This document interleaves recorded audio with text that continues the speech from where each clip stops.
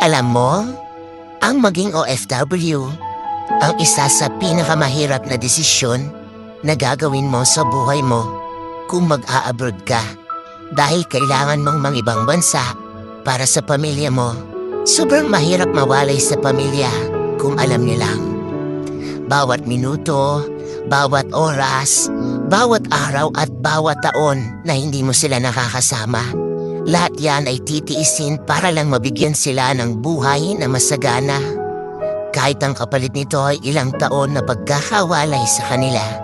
Mahirap talagang maging OFW dahil lahat ng okasyon sa buhay mo, habang nasa ibang bansa ka, ay hindi mo sila makakasama.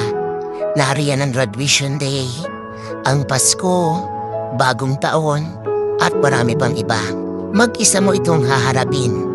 Oo, mag-isa, homesick, ang isa sa pinakamalakas na kalaban ng mga OFW na kapag hindi mo nalabanan, talo ka. Kailangan pag nasa ibang bansa ka, may baon kang 1 toneladang pasensya at gabundok malakas na